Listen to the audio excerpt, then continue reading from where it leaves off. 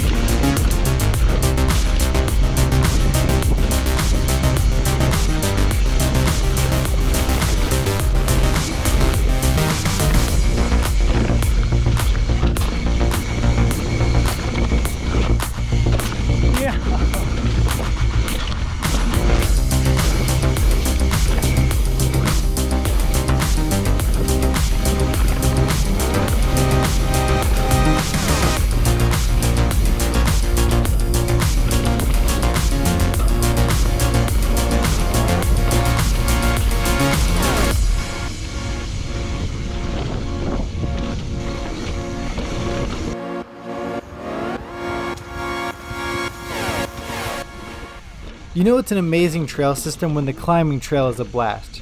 Going down, that is. Honestly, I was gonna hike up Boundary Line and only ride that trail because I didn't have that much time, and I saw on some videos that it had bigger jumps that would have taken me a few tries. I wanted to be able to film those and whatnot, but I'm really glad I decided to do 3 saws. It's one of the most intuitive trails I've ever ridden.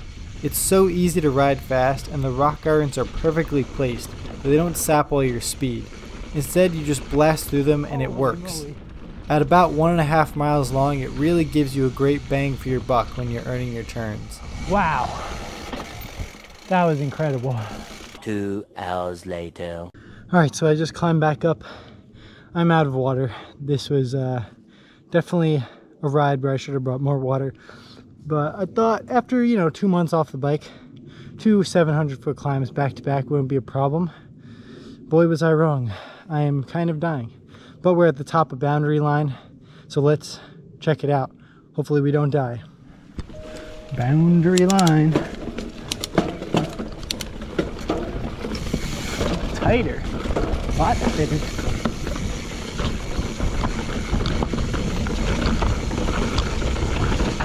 Oh, a lot deeper. I quickly realized that Boundary Line was not as easy as I thought it would be, but that's the GoPro effect for you. Alright, there's a lot less intuitive than 3 saws. I had to take it much more cautiously because way more features were waiting to catch me out.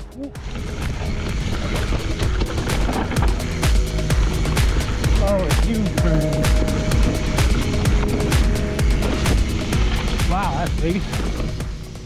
Some of these jumps are actually pretty blind when it comes to spotting the landing. And I know from my current skill level, Boundary Line is a great trail to sharpen my jumping to chunk skills. I find that to be one of the toughest things. When you hit a jump or drop at the edge of your comfort zone, and it's followed by so many roots and rocks, you just know if you don't stick to the landing, it'll get out of hand real quick.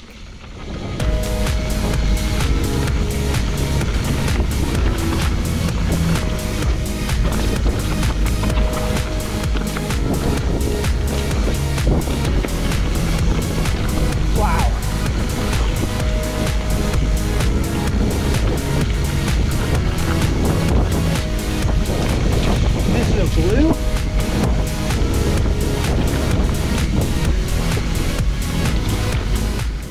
I also noticed these berms on boundary line feel like big catch berms, where the entrance is wide but it sharpens up fast but smoothly.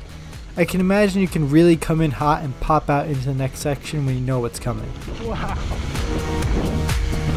Yeah.